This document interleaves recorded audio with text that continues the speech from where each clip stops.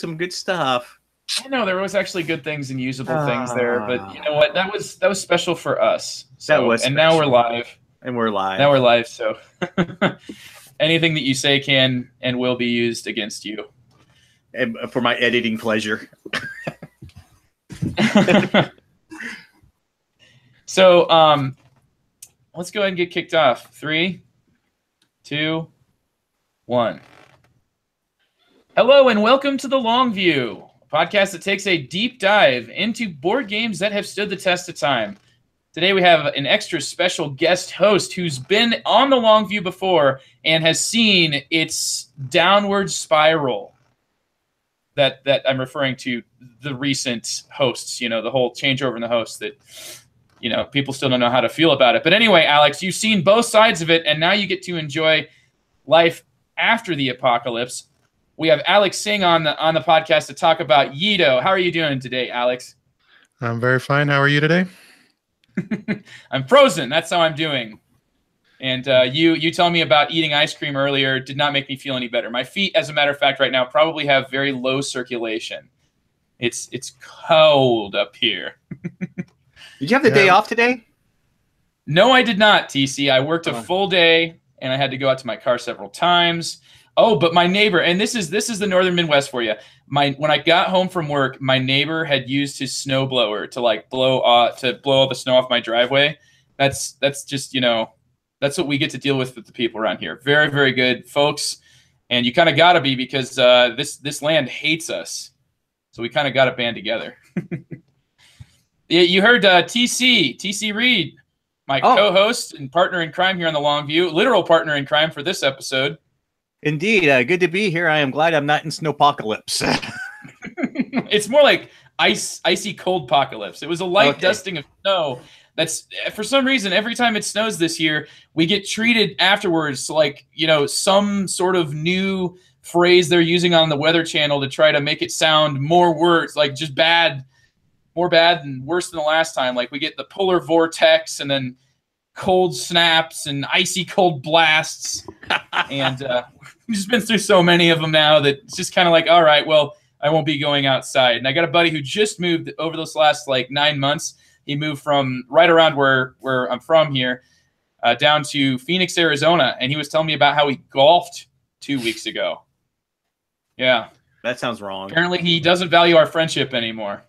You'll be laughing in the summertime, though. Yes, that's true. Well, we get the hot. It gets humid up here. But yeah, this last year that was what he got treated to. He moved in that heat. That's you know, when it was like frying eggs on the sidewalk. So anyhow, you just get it all pleasant over there on the West Coast, don't you, Alex? It's nice, 70 degrees, not a cloud in the sky today. It was a pretty good weekend. I didn't get to see if there were clouds or not today. It was too cold, and it was actually blinding. Like it was like kind of a whiteout. Yeah, my eyes were frozen shut. Yes, that's generally how it works. So, anyhow, we're here to talk about Yedo, which is a game that was released in 2012. It is largely known for being a worker placement game that had some other interesting bells and whistles, in which players take on the role of mafia bosses in the underworld of Japan, working towards a potential assassination of the Shogun.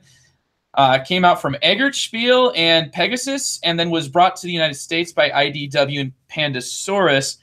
And really, like, this is one of those hidden classics. When you posted about this one, Alex, on the request, you know, the volunteer request list, I was just very intrigued by, you know, you mentioned it was kind of a hidden gem, and I would associate, you know, several games from the year 2012. I feel like, you know, there was just some games garnered a lot of attention, and then other ones just kind of went by the wayside. So Yedo would seem to be one that deserves more attention than it got. Yes. Sure. You had to think about that. All right. Well, I'm excited. This is a game I've thoroughly enjoyed playing, and I'm just absolutely thrilled to have someone on to talk about it. Yeah, it's one of my favorite games. It's every time it comes out, there's a lot of laughing. There's a lot of screwage, backstabbing. It's just a good time all around. Gee, I wonder why I like it so much. Yeah, I was gonna say, I think I know why it's so great for TC. So, why don't we go ahead and before we get kicked off into Yedo, Alex, could you tell everybody? I was one of, I think, your first 5 fans, but I really love your YouTube video channel, Bottom Shelf Board Games. Could you, give our listeners a chance to figure out what you're all about here? Yeah. Well, thanks for being 20% of my fan base. I appreciate that. I actually have a website called bottomshelfboardgames.com. I am fanatical about photography. So I use it to showcase and practice my photography, specifically still life and product photography. Mm-hmm. And I thought, well, what kind of products do I have to shoot around here? And I looked over my wall, and there was a wall of board games. So I started taking pictures of those. I don't know if you want to know anything about photography, but as the digital revolution came about, they started introducing video capabilities to DSLRs and such. And I said, hey, what does this button on my camera do? So in order to learn how to do video and produce video, I started making board game videos because I had those lying around. It's an exercise in futility, I think, to try and to gain a huge audience. I'm going to go against you there. I'm sorry, I'm going to stop you because what I have to say here is that your board game video reviews are not a huge time investment. So I mean, for those of you that have very short attention spans, but to your credit here, Alex, I think that you can say more about a game in 3 minutes than most reviewers, myself included, will say in 20. So if that sounds interesting to you, you should totally check out Bottom Shelf Board Games on YouTube.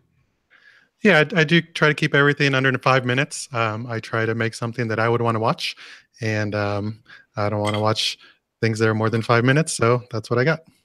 Well, I can probably guarantee you this episode is going to last longer than 5 minutes. I think it already has been going a little bit longer than that. Yeah. So long views run a little bit on the long side, but you know what you're getting into here. This isn't your first rodeo.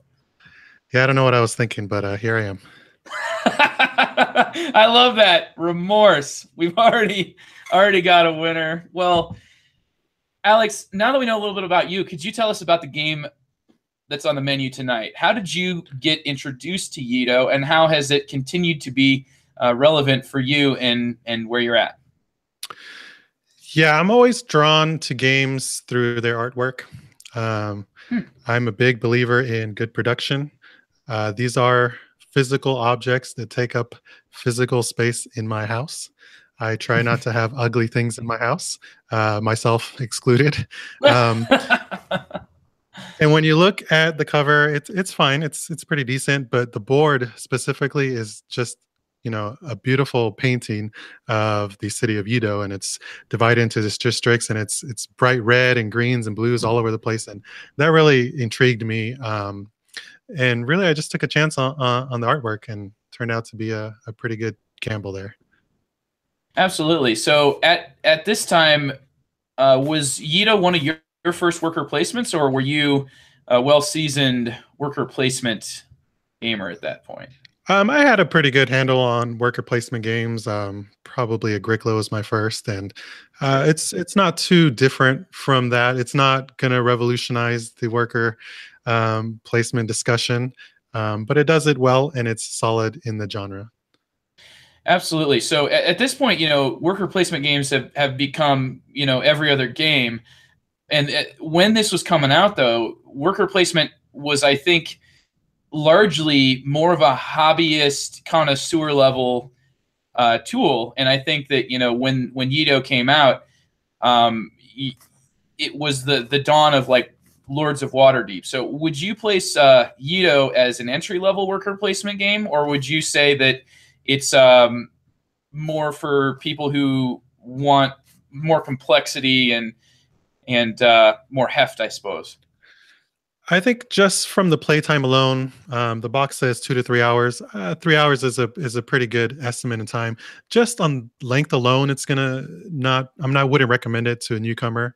It's not that it's a complicated game, but it just takes a long time to play out, and the patience and mindfulness that you have to have over that time is really going to probably scare off quite a few beginners there.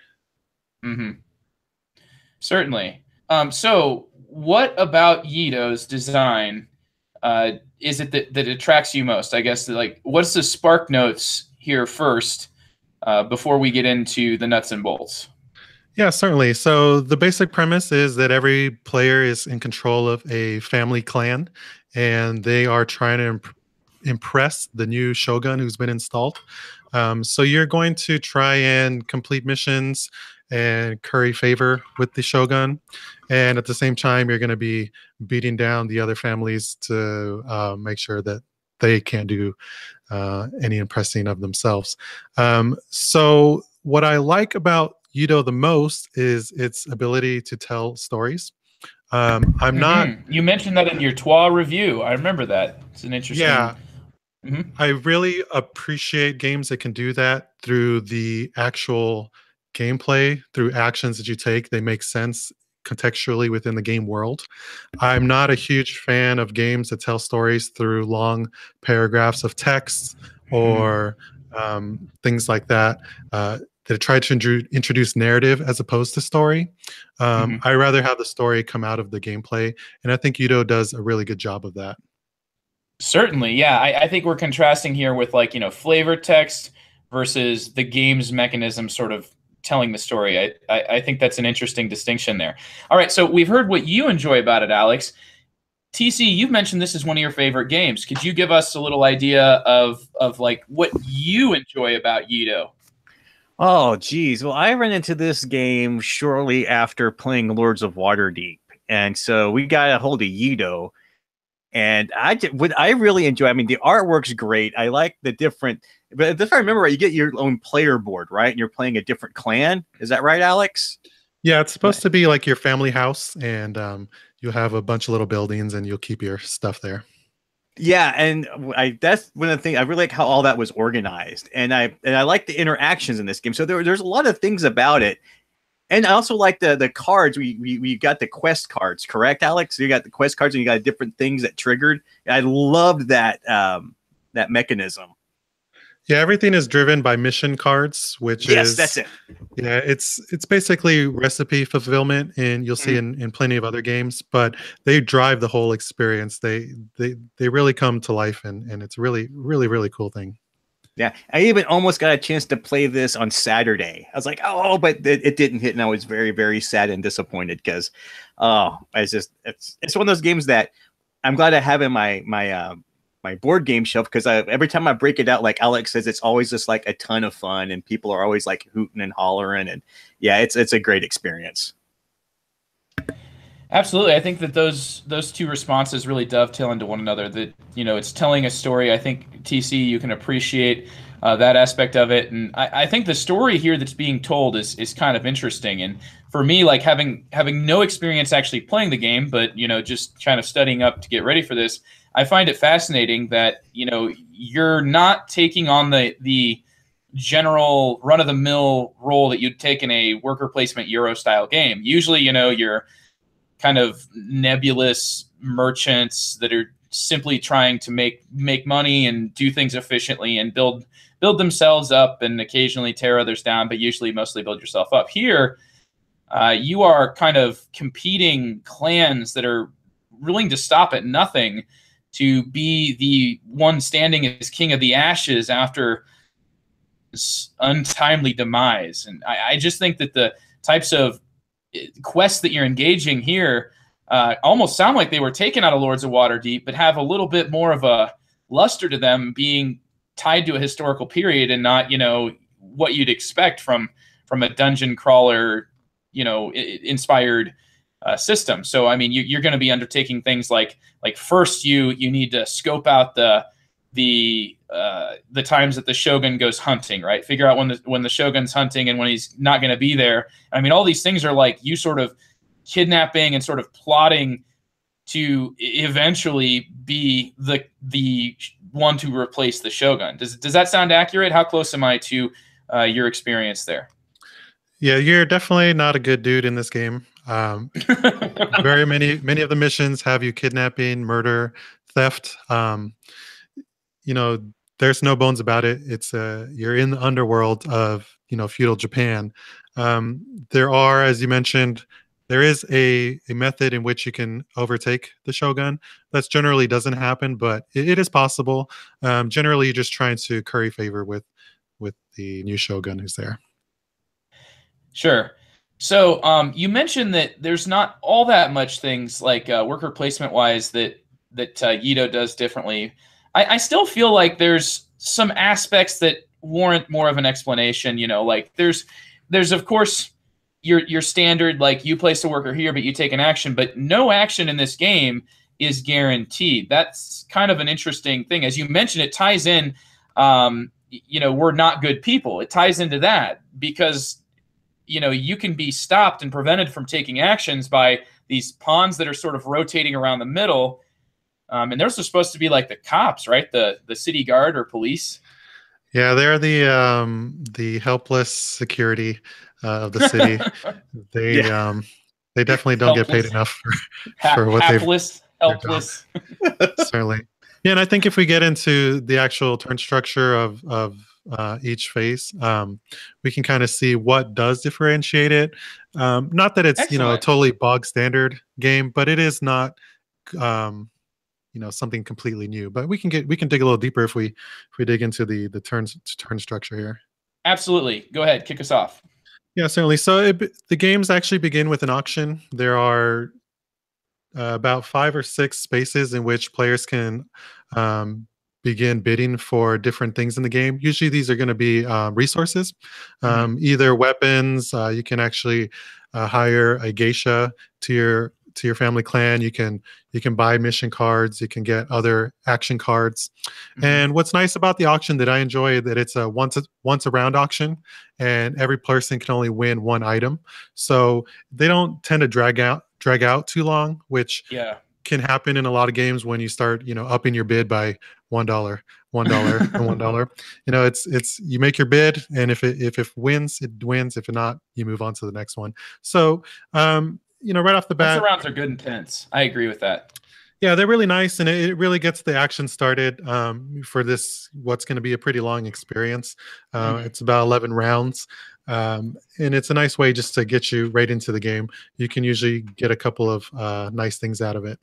And what's also nice about the auction is that they're usually duplicated on the auction board itself. So most of the things that you can get from an auction are things you could be able to get later on in the round. So you're never going to miss out.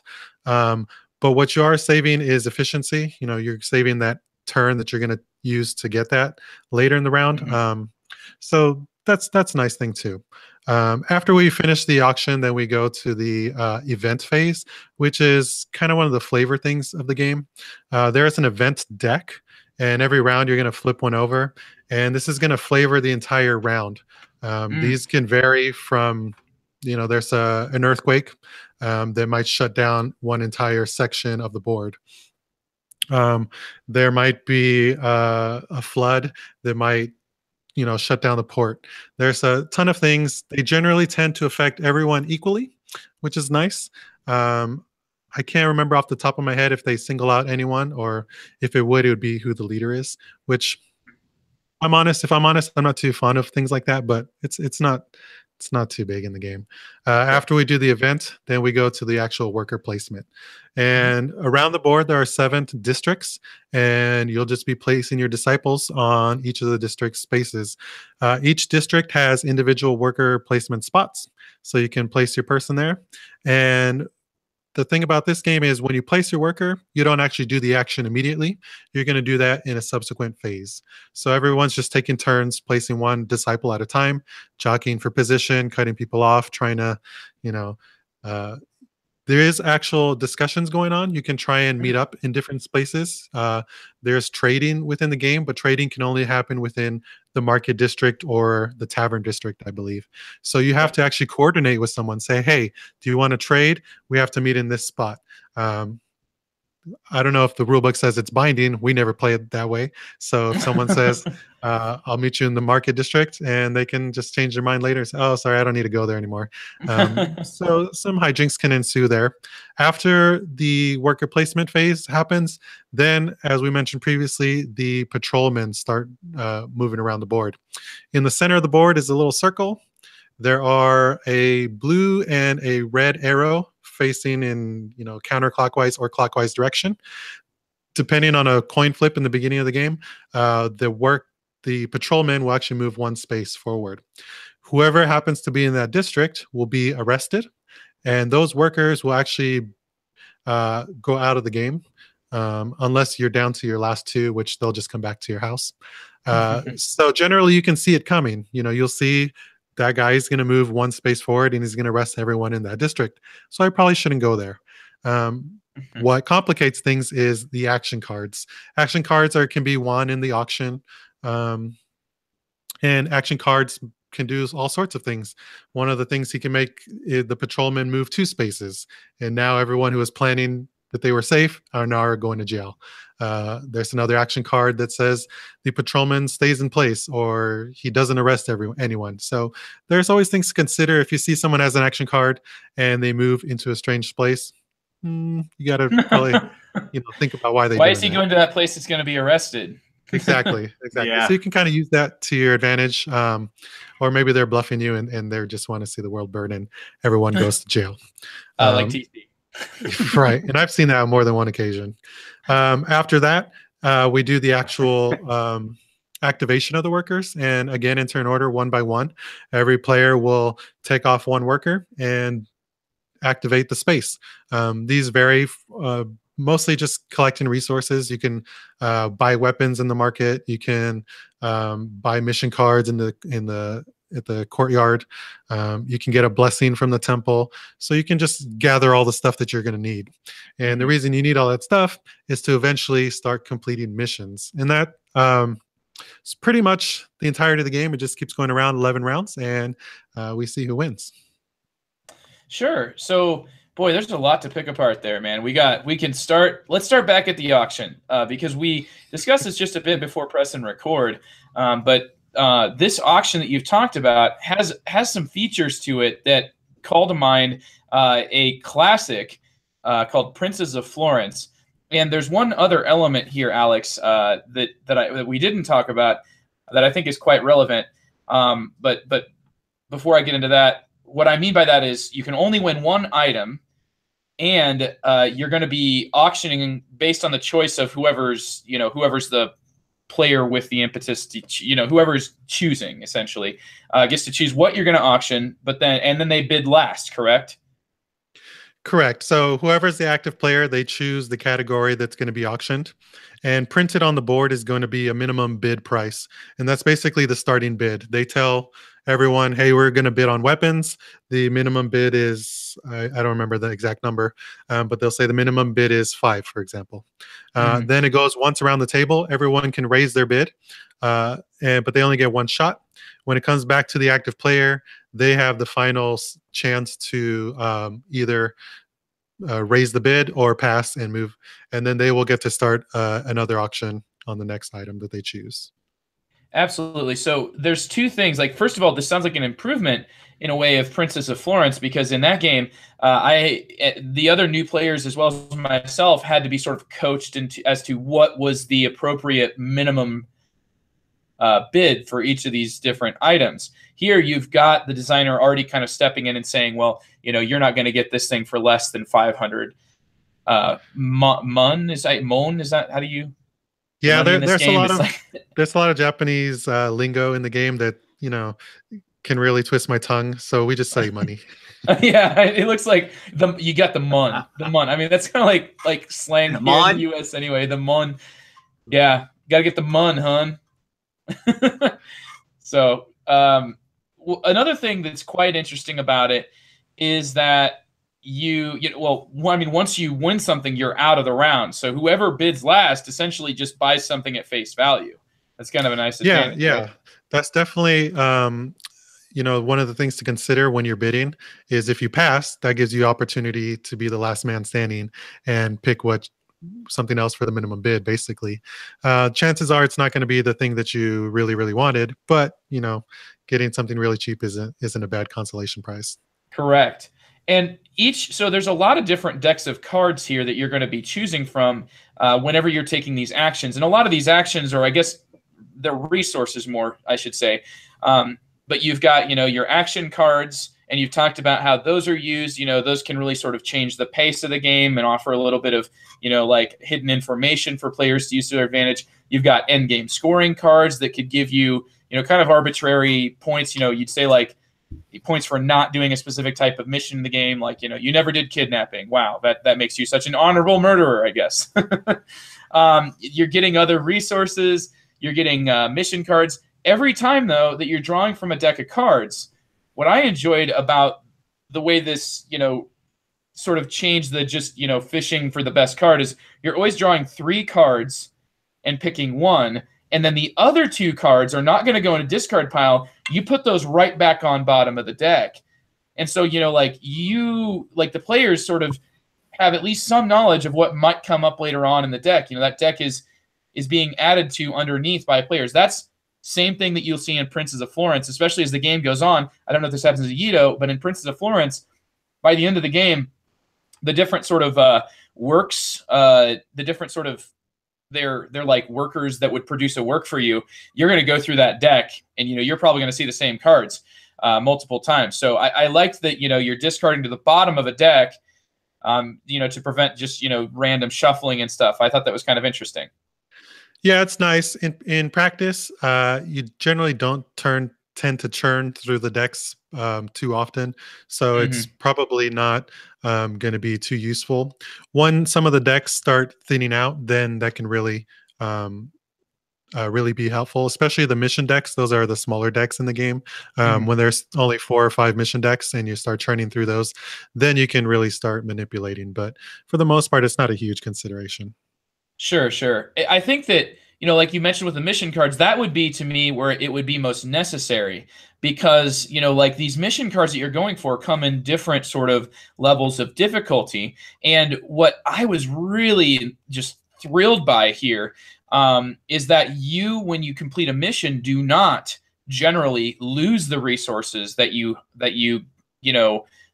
used for that mission. Like if you used a shuriken, you still have that shuriken. So you're kind of going through trying to find the best way to utilize resources you may have acquired for a totally different mission by getting another mission. So to what degree are you considering cards, is prior knowledge of what's in a deck, an important and necessary tool here? Or is it just, kind of nice to be able to plan your game around that? Would you say that maybe is it to the level where you'd like to print out a player aid so that players can see all of the missions that are available in all of the decks? Or do you generally more play by the seat of your pants or play as an opportunist? Getting an idea of what can actually be accomplished with what materials is definitely something that you can really dig deep into. I'm not the type of person to really get into that. I just kind of play by my gut and say, oh, that's a sword. I like swords. I'll start collecting those and try and get sword missions. But I don't really have a good idea of which missions in which deck need swords. So I don't know where to start fishing.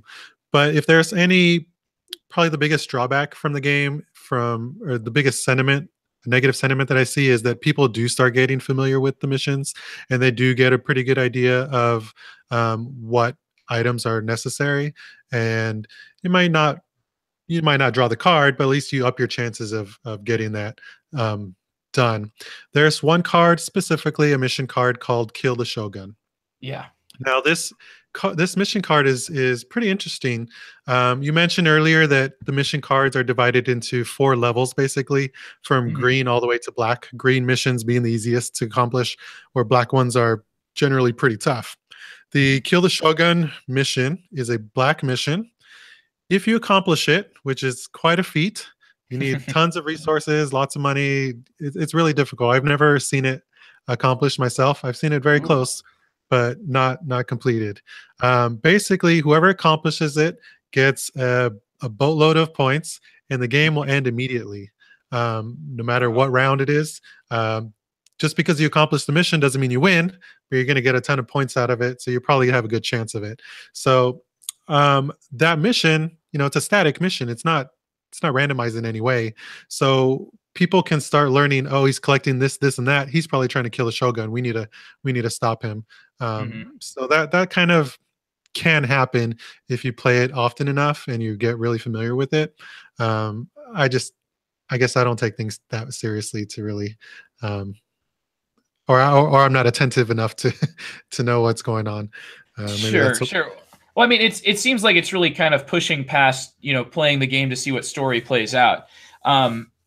What it reminded me of is two games, and I feel like there's almost like a vein of these games where you're sort of like, you complete easier missions with a set of resources, and since you do not lose all of those resources, will be looking for a sort of path to take through the game. And that would be the story that you're kind of referring to. I started by kidnapping this person, working my way up the ladder. right, right. Yeah, that goes a huge way to telling the story. I think that board games in general can do a really great job of giving you that escalation. I mentioned Agricola earlier, and that's like one of my perfect examples for this phenomenon. You start off with your two little rooms, little patch outside, and by the end of the game, your whole board's full of cows and sheep, and you got a whole stone house, mansion out there. It's this really nice escalation, and it really tells a story. The same thing happens in Yedo. Like you said, you start off with these little easy green missions. You might be just gathering information, pickpocketing someone, just roughing someone up a little bit. And you mentioned earlier, you don't lose the things on the missions, which makes sense, story-wise. If you're going to threaten someone with a sword, you're not going to lose that sword. You're just going to take it home and, use it for something else. But there are missions where you will lose the items, and it makes sense in those cases. One of the missions, you might be sending some of your disciples off to war, and that actually entails losing some of your disciples from the game. You can get them back later, but it just makes sense with the mission, and the rewards usually make up for that. Sure. Yeah. Well, what it does is it puts a really interesting spin on recipe fulfillment, right? Because the missions are kind of like recipes, but the lion's share of these missions will include at least some element of resources that you're not going to lose. However, you are going to need to position your disciples in a specific, some sort of a specific setup for that round. Am I on the right track there? Like, there is some element that you kind of like have to do it, and then your disciples are going to go away at the end, or not go away, but they're going to come back to you after you take an action. So you're going to want to complete missions. You're going to want to take the opportunity to complete a mission, because most of them do tend to include you having elements that are temporary, that that you can lose, or that you'll not have access to, and as well as elements that carry over from one mission to the next. Does that sound accurate? Yeah, for the most part, that sounds right on the spot. I think it might be helpful to illustrate exactly how you complete a mission, because that will add another wrinkle of complexity to the worker placement phase of the game. So I'm just reading off one of the missions here. This one's Kill the Draper's Son. This one says, after a couple of friendly business talks, Hiyoshi the Draper refuses to pay protection money. His defiance is intolerable. The man must be taught a lesson. Kill his son. So that escalated pretty quickly. I love the flavor text in this game. I just love it to death. Yeah, I mentioned earlier that I'm not a huge fan of narrative. They do have explanations of the missions on every single card, and it is nice to have that, but it's not completely necessary to read them out. It does add length to the game, but we tend to read them out every single time. But basically, in order to accomplish this mission, you need to have one of your disciples in the marketplace. And then when it comes to your turn to activate your workers, if you have your worker in the marketplace, you have to activate that worker. And you also need to have in your possession a smoke bomb. So you activate the worker by pulling them off the board, and you show that you have your smoke bomb, and you've completed the mission. You get your reward of some money and a point and another mission card to draw. So that's how the activation or the completion of the missions work. So you're not taking the market action. You're choosing that in lieu of the market action. Exactly. So now when you're placing your workers on the board, you have to consider not only which actions on the board do I want to take, it's which missions do I want to complete as well. Ooh. So at times you might actually want to put multiple workers in the same district because you want to do the action and complete a mission. Um, Also, you want to keep an eye out on where people are going because they might be trying to complete a mission there. If you can bump them out, that's probably going to be helpful for you as well. Certainly. So I'm noticing with those mission cards that there's also like kind of a bottom half to them. Like you mentioned, like the what you can do. This is not just a simple recipe. You've kind of got different grades that you can complete this mission at, right? Yeah, every single mission, style, right? Exactly. You can kind of put your own little, stank on it or whatever.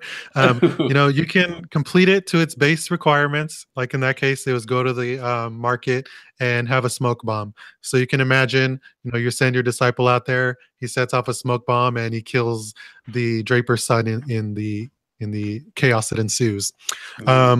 But on every single card, there's a second half to it. You can get a bonus for completing that mission. In this case, you need to have another disciple also in the tavern district at the same time when you complete this mission. If you have that requirement fulfilled, you'll get another $5 out of that. So you might be, you can kind of make your own story about that. Maybe that other disciple was eavesdropping on the Draper's son while he was eating lunch, and he figured out where he stashes his savings or something like that. Oh, yeah, certainly. I think it's like when I hear these missions, it's just so, to me, it's a bit bizarre because I see like elements of like Princess of Florence and just this like sort of like, idyllic. This is us getting victory points and we're all like making works of art. No, this is like Grand Theft Auto, the Euro game. It's, or Yakuza, I guess maybe would be more. Yakuza would be a better analogy there, Joe.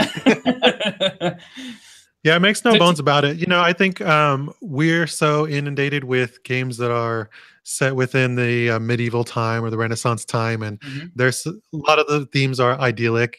Whether it's farming or trading or building roads or whatever it is, they're usually mundane themes. But when in reality, those time frames were pretty nasty places. They were dirty. Sure. People were running. They didn't have complex law system or police systems in place, so people can get away with a lot, and this kind of just brings that underbelly to the limelight here. Yeah, what a nice edge. What do you think about that, TC? Oh, I've always enjoyed that. I mean, one of the things I've thoroughly enjoyed about this game was just the missions themselves. Like I just said earlier, the flavor text. I just love that, and it really draws you into the game, because I don't know if Alex mentioned this or not, but the artwork in this thing, it's a very busy board. It's very busy, but the artwork is absolutely beautiful on this thing. I mean, you just look at the cover and it immediately sets the tone for this game. I mean, I remember when this game first hit on game night, I was immediately drawn into it, and I just grabbed those mission cards. I'm like, ooh, oh, I can do this. Oh, they're different colors. And then I can kill the guys. I'm in. I want to play this. And then you mentioned the bidding system. It's just, this game really is more than the sum of its parts. I mean, everything works together in a really cool way. And even that, what was the policeman that ran around? He rotates in various different directions, clockwise or counterclockwise. So, yeah. Oh gosh, I could just talk and talk and talk about this game, but Alex is doing such a great job of it. I mean, it's his show right now, so. Yeah, one of the things that really stands out to me is that you said it perfectly. It's greater than the sum of its parts. Taken individually, nothing's going to blow you away. It's how everything just melds so easily, so effortlessly, to just create this, this feeling that you're really in this place, that you're really competing, that you're really a nasty, nasty family, trying to just claw your way above everyone else, try and get something better for your family or whatever that might be. Everything just comes together, from the artwork to the, it's a solid gameplay. Don't get me wrong. It's very solid. There's nothing, I don't have any complaints per se, but it's greater than that. It's really, it draws people in, it gets people talking, it gets people groaning, it gets people laughing, it gets people mocking. It's really that fluid that works the machine of the gameplay experience. It's really cool. So it has a je ne sais quoi to it. That's usually people cursing each other and the event card that comes up and like like reading the flavor text, and that one that you just read, like that strong card, man. That one there, that like sets the tone really for what I now view this game being. Whereas before, my first blush analysis of it, just having seen the components and seen the box, like I thought, here's another worker placement game. No, this has got some distinguishing aspects and some really interesting, like, you got your strategy that can continue to carry you through the game because you're not necessarily always losing your pieces. But you've also got these round-around bits of uncertainty and tactics and playing with other players. It's going to really, I think, create a larger picture like you're talking about. Yeah, and another nice thing about this game is I always use this game for gamers I think are ready to take the next step in their board gaming, especially if they're like into like Lords of Waterdeep and other worker placement games. Like, hey guys, you want to kick it up a notch tonight? And like, yeah, I'm like, okay, here we go. Hey, I think Ben brought Yedo. Hey Ben, come over here, break this thing out and teach this thing. And it's a nice game to use as a progression to get people into more and more complex games.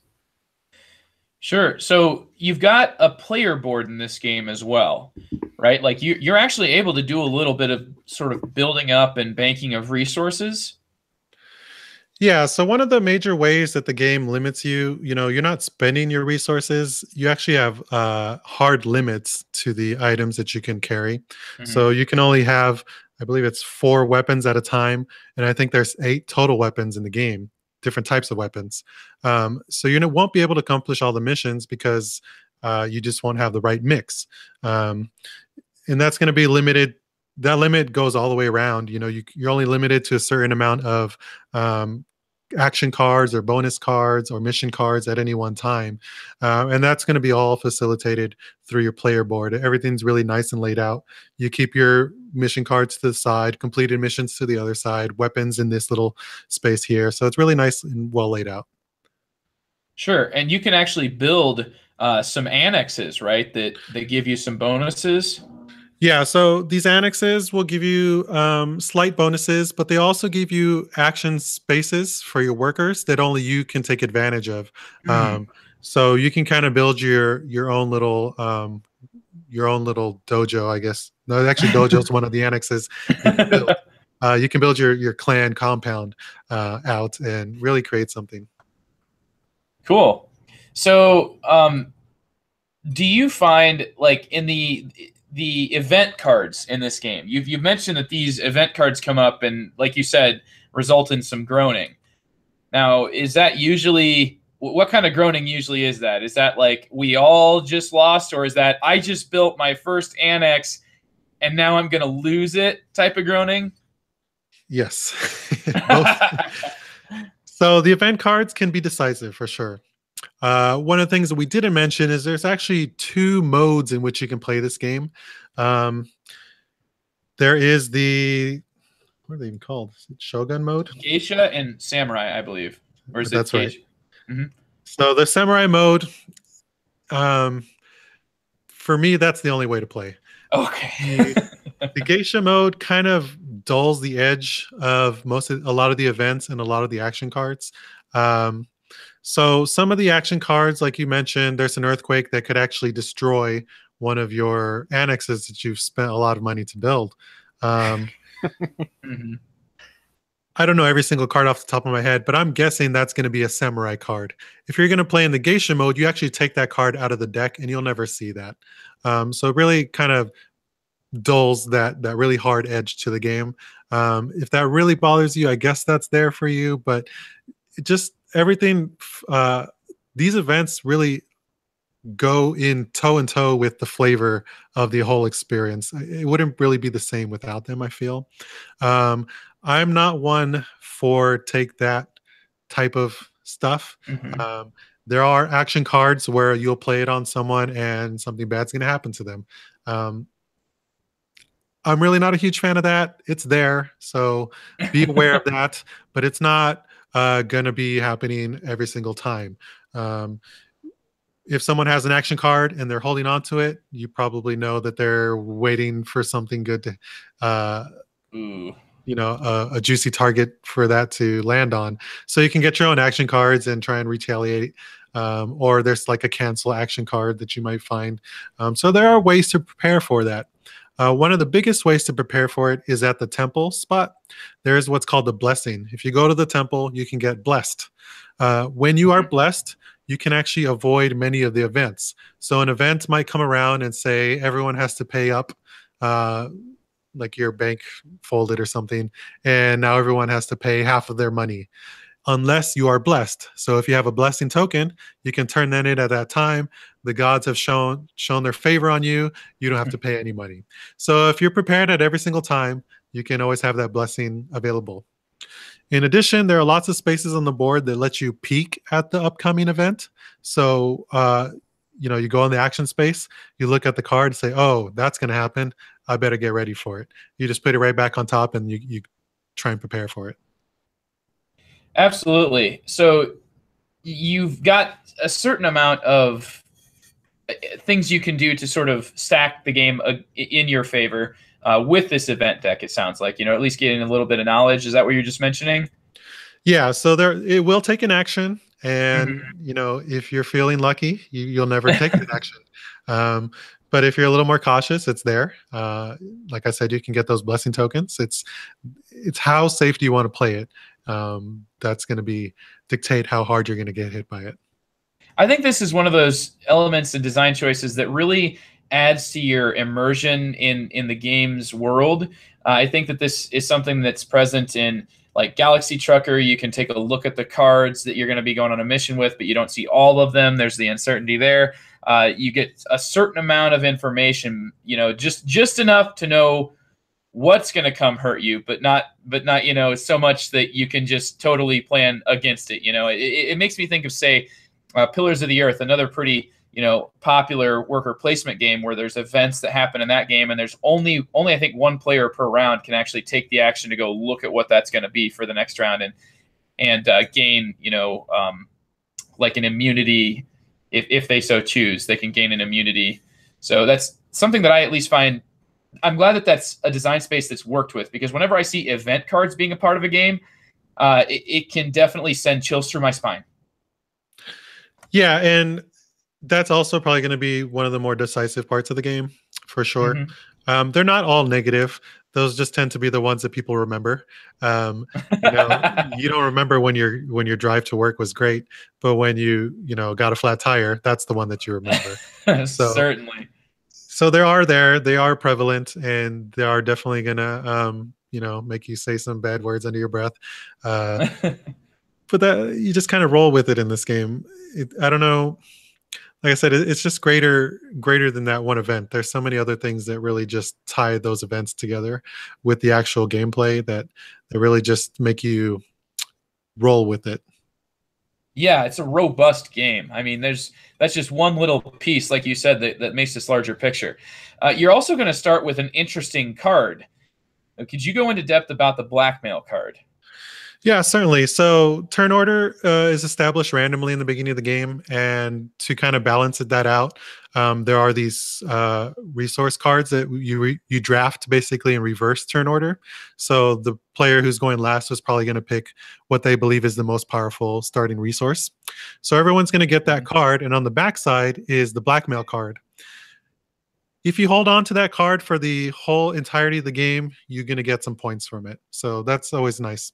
But if you are ever going to be arrested by the patrolman in the center, you can turn in that Blackmail card for a one-time get out of jail free card, basically. So you're basically giving up those victory points that you would have got at the end for that thing that you needed to get done immediately at that moment.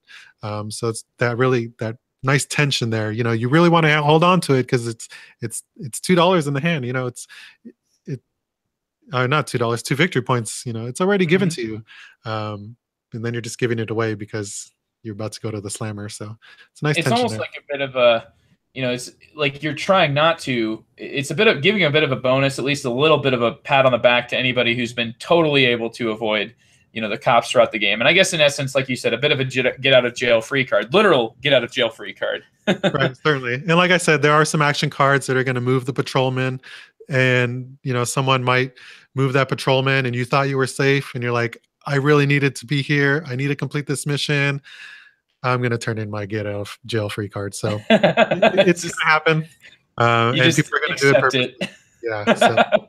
You're just going to know. Well, at least you get one little, one pass there on, because that was something about, reading about the game that seemed like, whoa, it's like a worker placement game, except 1/7 of the actions in every round are, like one of the 7 spots is just going to totally get, you're not only going to not get to take the action, but now you lose that worker. Like it's gone and you've got to go get him out. Yeah, and it's harsh. The workers are important for sure, but there's not a huge variance in the number of workers. The most you can ever have is 4 at a time. And you can never drop down below 2. So you're always going to be within that 2 to 4 range. So there's not a huge variance there, where in some other games you can really, if someone gathers 10 or 11, 12 workers, they're really, moving. They're really churning it out. Yeah, like Stone Age, where they're just going to that love hut every single round. Yeah, that's a perfect example where you're just overwhelming the game with pure force of workers. In this case, it's more about timing. And the patrolman, he generally moves in a fairly predictable manner. You can plan pretty well for it. It's the other players that you can't plan for. Absolutely, it gives quite a bit. I like it when the game system is predictable, but you can't predict the other players around. That's where the interesting game spaces really tend to lie. So you've answered most of my questions here. As we're going about, talking about the bits and pieces of the game. Is there anything in terms of player interaction that you feel excels, or something that that you prefer about Yedo as opposed to other games of this certain style? Yeah, I don't know if it's any one thing that I would point out to. Board games in general, they're a funny thing because you can't design them in a vacuum. Can't play them in a vacuum. When you sit down at a table, you have that wild card element of the other people there. I'm very, very lucky to have some rowdy players with me. They really dive into it. They can make just about any game at least somewhat entertaining through sheer personality.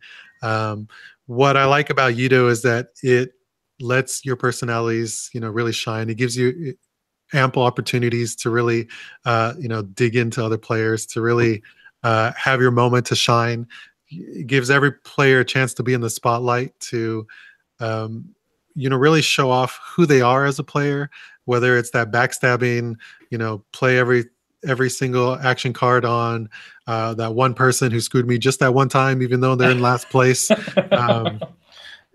It allows for that to happen. It's just, I wouldn't call this the best game I've ever played purely on a mechanical basis, but in terms of game experiences, this is some of the best gaming I've ever had. Wow, fascinating. Very fascinating. TC, how would you play off of that? Oh no, I would agree. I mean, every time I've played this game, I am fortunate as well as I can have a very rowdy group of gamers, and they can make any game fun. Lord knows that I've subjected them to games that weren't as good, but yeah, Yedo's interesting because it's one of those games where the more I play other games, the more I go, wow, that kind of makes me want to break Yedo out again, guys. What do you think? And yeah, it's I don't know what else to say. I mean, I don't know. Actually, with the right people, this can be really fun. However, I've had at least a few games where we've had someone who gets really sore playing it. It's like, well, you're always picking on me. And I'm just like, well, because I can. And it usually doesn't go very well. Yes, this game is not for the weak, for the faint of heart. If you're one to carry grudges, throughout the night, this is probably not the game for you. I'm very carefree. I play a game. If I come in last place because everyone was picking on me, it's funny. Yeah. I'm there to have fun, not really master the game so much. If there is one thing that I would like to see is some further support for the game. I think it would be such an easy thing to just add another deck of mission cards. What's nice is that the designers, especially one of them, I don't know which one, I believe he goes by the Wasp on BGG. He's very active on the forums, and he's actually helping people design their own mission cards, like their own expansions. And last that I checked, they're pretty much on almost a final version of that. So you can actually download them, print them out yourself, and really have your own little mini expansion there. Yeah, I also didn't realize that the game had 2 modes, because I've only played it being taught. I didn't realize there was an easier mode. I think we always just dove into the harshness that is the game.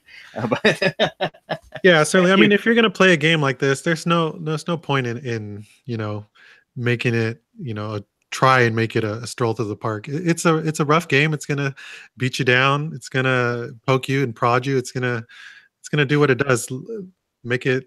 Make it be all that it can be, I think. Well, it's a harsh underbelly environment, right? I mean, you're not just going to get everything served you on a silver platter when you're, an Lord of the Underworld trying to rise up in politics. Right. I mean, if you had a Mafia game, right, and it had a nice mode in the Mafia game, you'd be like, well, why would I even bother with that? This is the same exact thing. Yeah, I think you're right. I think it's the Wasp that's on there who is very active, because I think when I was looking at another game they did after this one, which was called Kill Shakespeare, I think they actually gave me a copy of like the prototype board, which was actually a lot more functional than the board that came out. So I know at least one of those guys has always been is very active on there and answered my questions to other games that they have designed. Yeah, it's really nice to see designers that really engage with the people there on the forums there. It's really cool. Makes it really accessible that you see that they're out there and answering the silliest questions. I'm sure they have better things to do, but this is their baby. They want to see it thrive. So it's cool. Absolutely, yeah. I love to see designers participating actively in those forums too, especially when they've got I like to see it when they expertly deflect somebody like jumping up and being like, "This is broken." Yeah, I believe there are actually 2 versions of Yedo. I think there was a second printing where they actually tweaked some of the numbers, especially on the bonus cards. I think they added limits to them to kind of answer some people's moanings about balance. I've never been a big person to really harp on balance, whether something's perfectly balanced or not. It's just not, at the end of the day, if one card's, 0.3 more balanced than another card or more powerful or whatever, I feel that players are going to do, hopefully, take some part of that. If they see someone's winning, hey, we're going to go after that guy. Doesn't matter, he got the good cards. We're going to punish him for it. So that's how I see balance. Player balance, I like it. Yeah, sure. The best part of included in every single board game is the players, and if you can utilize them in the best manners, then you've really got a good board game. And I think Yedo does that. Yeah, I couldn't have said it better myself. I think that it looks to me like Yedo is really excelling at doing worker placement without making it multiplayer solitaire. You still are very much in tune with what other players are doing. You're, manipulating whether or not they get to take their actions. It seems like there's more. So, I've heard before, people talk about, you mentioned Take That, and this has a little bit of Take That elements that you said you're not a huge fan of. But the other element of Euro games that tends to be what gets leaned on more than anything else for interaction is, I'll take that. I got there first. But here, Yedo's got some tricks that you can be keeping up your sleeve to make, the interaction much more at a higher level, a deeper, more involved player interaction. Yeah, that's exactly how it is. Something like Agricola, the player interaction is very passive aggressive. You know, you go and take that spot, say, "Oh, did you need that? I'm sorry, I really needed it for myself." It's very passive. Whereas in Yedo, it's more, you know, in your face. It's like, "Oh, you wanted to go there? No, sorry. Here's a card. I'm kicking you out." You know, it's really upfront about what it is. Sure. And I think that's something that you enjoy about it, right, TC? Oh yeah, absolutely. It's the player interaction that really knocks this one out of the park for me. Just being able to you know, just play against the other people, trying to convince other people, no, this guy's ahead. We need to stop him down. Look, he got this mission card. He's going to get all this stuff. Oh, look, he's going to be able to kill the Shogun if we don't do something about this.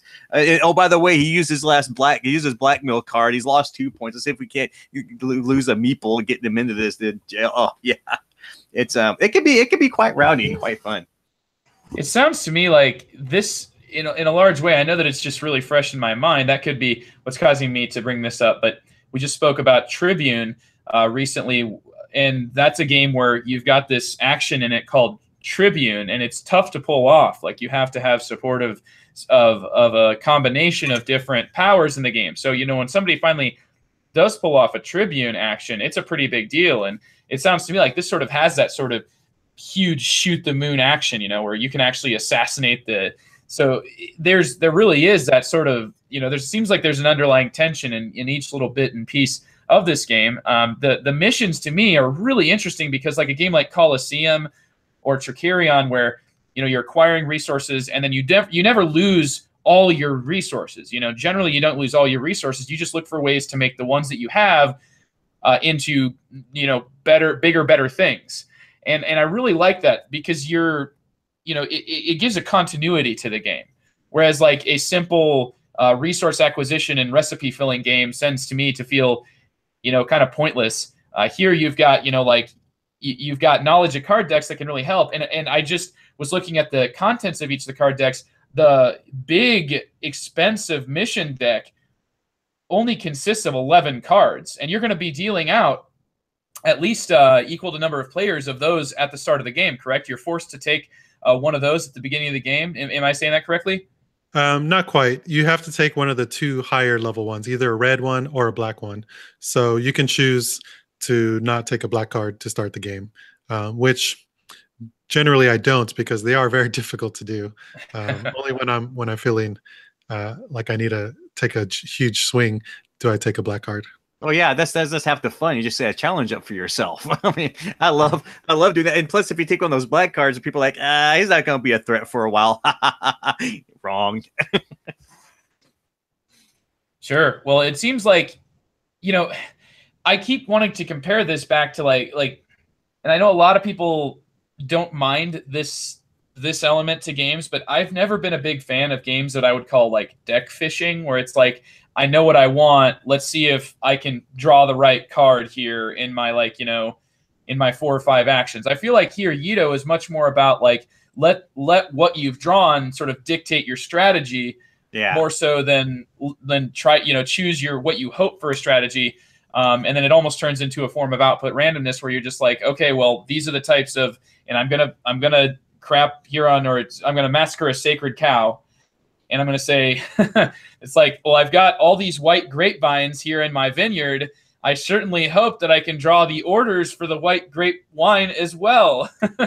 And that's why, you know, viticulture to me turns into deck fishing, which is something that I would chalk up as a negative, something that I would generally connotate negatively together with, like, you know, multiplayer solitaire. And it seems to me like here Yedo is it feels like it's almost like a transitional year. We're seeing all these recent worker placement games being run of the mill, being multiplayer solitaire, heading more into the direction of just, you know, letting the players build their own little thing on their own. And this is back before that tended to be, you know, the current of the gaming zeitgeist. And that's what to me seems like what makes it classic, fascinating, and just what's really intrigued me about this entire discussion.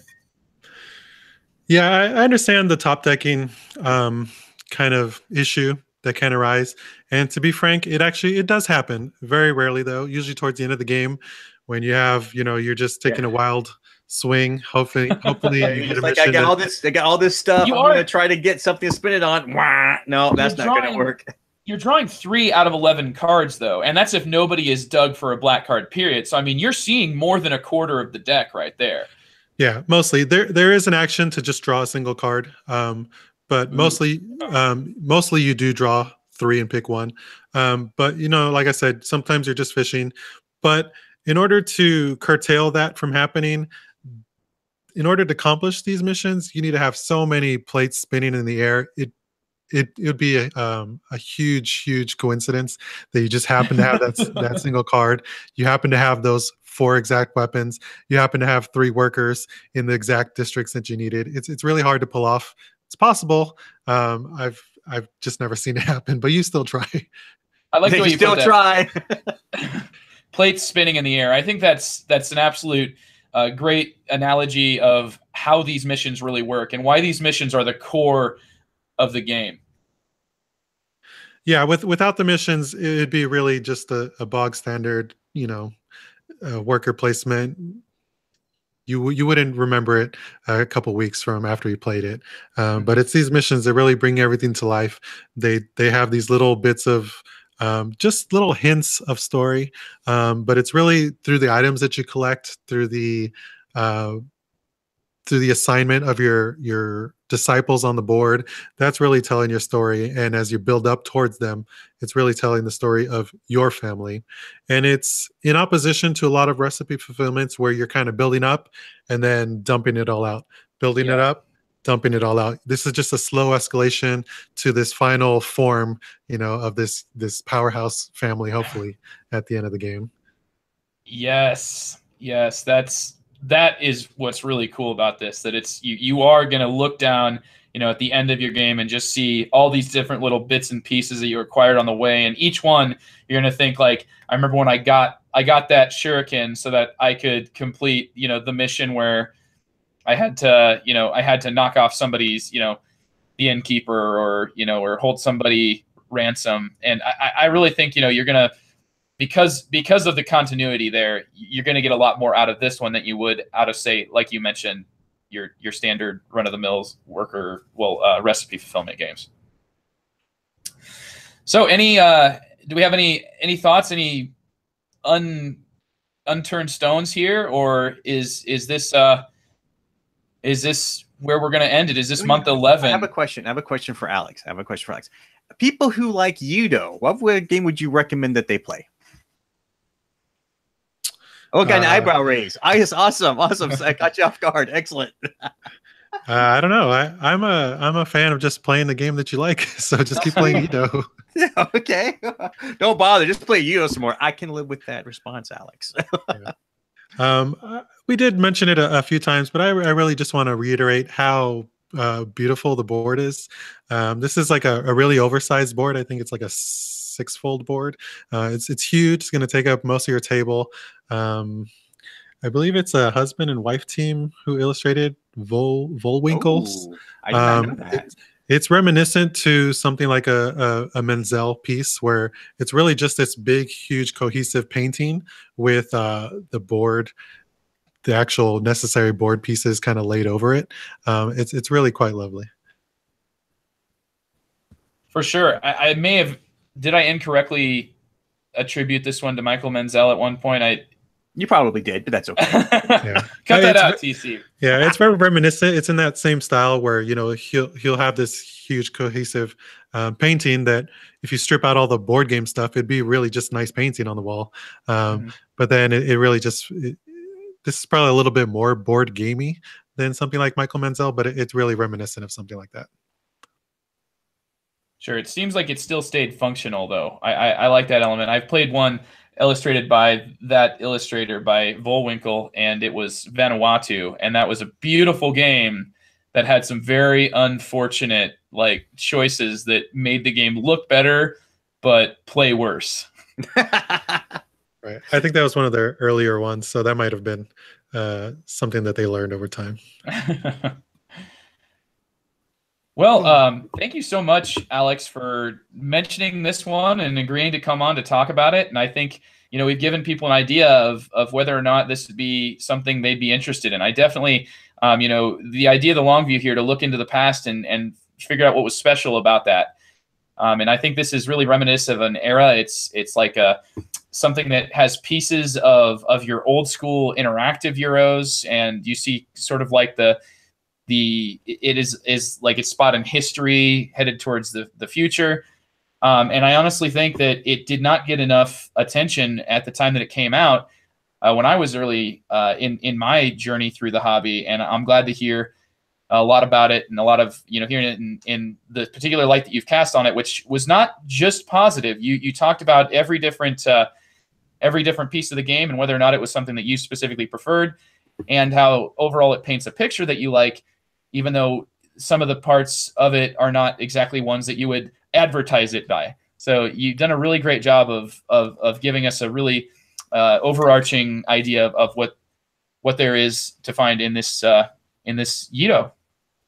Yeah, I always say the best episodes along you have are the ones that are pretty succinct. The people knew what they're talking about, love the game, and just tell us all about it. And this has been a fascinating episode, Alex. Thanks for coming on.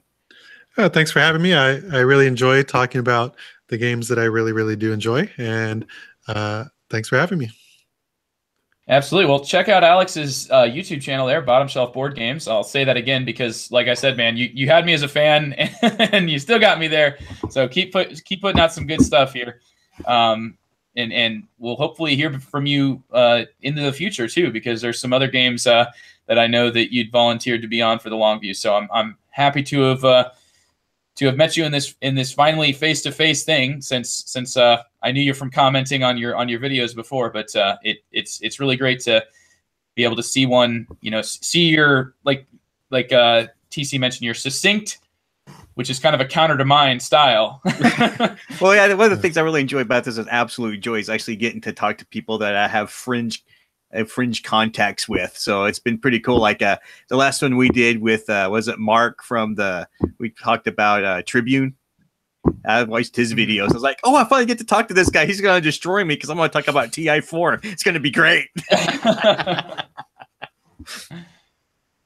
Yeah, it's hard to believe that Yedo is 6 years old already. Wow, but it's nice to go back and really think about the games that still stick with you after all those times.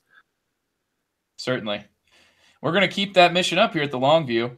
And anyway, thanks to everybody who joined. Thanks for listening in, any of you listeners. I hope you've had a good experience with this episode, and we will catch you on the next episode of the Longview.